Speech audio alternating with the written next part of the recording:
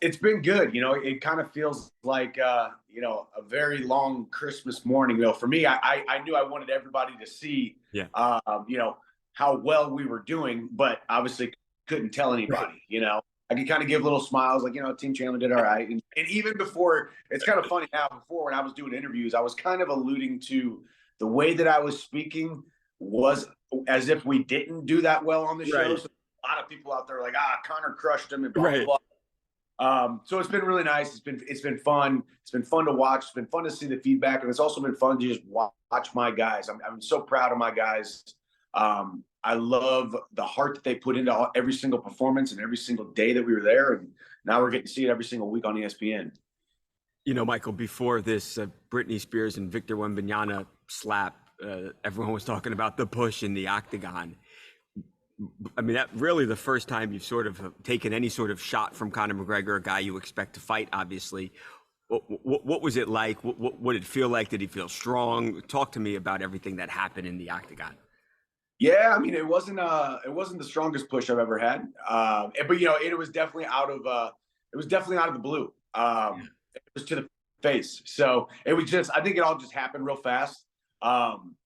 It went from 0 to 100 real quick, and then we got in each other's face. And I told him what I said. I want him to show up. If he would have showed up for his team, and then I just can't wait for him to show up for our fight. And then obviously the push happened, and then I was just like, all right, we might do this thing here. And luckily I was in my my clothes that I You were could ready to fight in. go. He's got a suit on. Yeah, he's about to take his suit off and all that stuff, wearing dress shoes. So it was good. It was nice to feel that little bit of tension finally boil over between me and Connor, because I think there's a ton of respect there, but we're both tough competitors. We Yeah. both want to. We're both excited about this opportunity in this fight. You could tell, Michael, that you got to him, and the losing has gotten to him. I mean, that didn't seem fake in any way, shape, or form. He really seemed upset in the octagon. Is that the sense that you got from Connor, that you had really struck a nerve with him? Yeah, because they kept stacking, and obviously I think I was chirping a little bit. Yeah. I think I kept saying, we're going to keep stacking them up. It's like, you can say what you want to say, but I'm going to keep stacking them up. You can call me a Bellator tick. You can say I'm this. You can say I'm that, but we're going to keep stacking them up. And I think that's when when it really started getting to him, because every single week, every single fight, watching your guys go down. And then obviously you know how it's going to look out there. You are failing as a coach in a lot of people's eyes.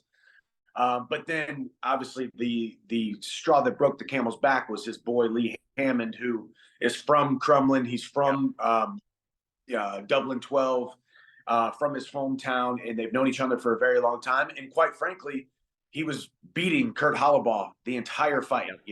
And the good thing for Lee Hammond is he showed that he has a bright future in the sport with that performance. But Kurt obviously caught him, and then that was when it boiled over, obviously, because emotions were high. Do you think, Michael, that any of these results would have been different had Connor put in more time personally? We know he's got the coaches there working with the guys, but there's a stark difference between how you've coached and how he's coached, at least from what I'm seeing on television. Do you believe that it would be different if he put in more time with his guys? I mean, I got to tell you, I mean, I do think obviously they are what Connor said on the show when he said, they're filtering this thing about the weigh-ins. Yeah, he didn't show up to the weigh-ins. Yeah, that could send a message to your team that, hey, I wasn't there for the weigh-ins, I wasn't there for this. But ultimately, I mean, he was there in the training sessions. They're showing a lot of him training with his guys. I think they definitely could be filtering it a little bit more. Obviously, yeah, I love my guys. I showed up. My attention to detail, my love that I had for each of these guys in their future. I think it was immensely more than Connor. I know I was there, but that doesn't mean he wasn't there for his guys. He was in every training session. He was training with his guys. So it's reality TV. It can be cut any way they Right. want.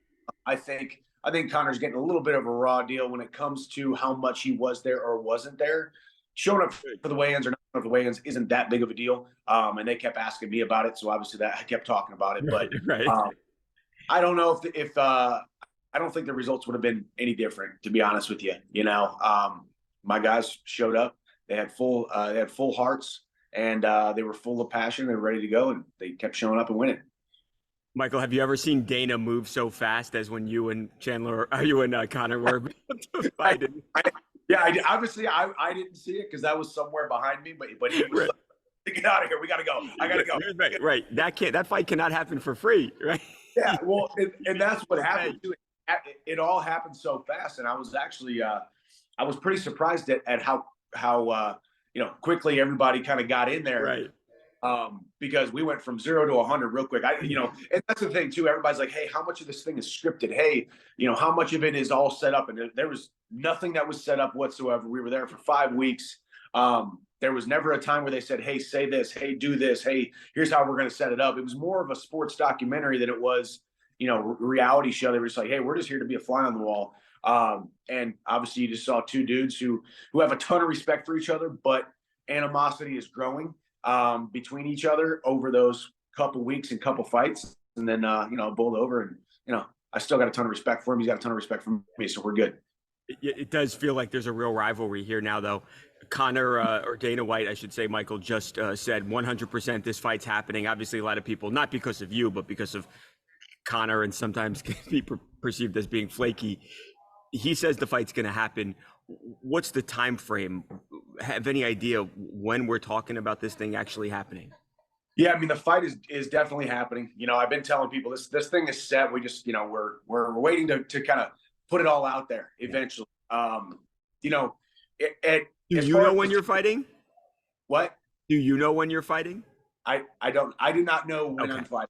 I know there's a decent kind of time frame, but I can't disclose, and it's not a pinpointed date yet. Obviously, there's a lot of stuff going on, but just like Dana said, this fight is happening, and everything is trending intensely toward this fight happening sooner rather than later, hopefully. So, I get with a fight of this magnitude, with the sport's biggest star coming back from a huge injury that looked like it could have been a career-ending injury, plus the most exciting guy in the sport, plus all of these weeks on ESPN, plus we're pushing each other on, The Ultimate Fighter.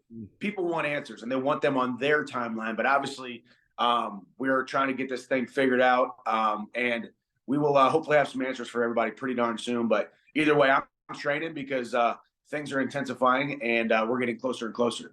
You like the whole Elon Musk and Mark Zuckerberg fight? And some people said, "Hey, I don't like it. It doesn't respect the sport." But a lot of people are really into this thing.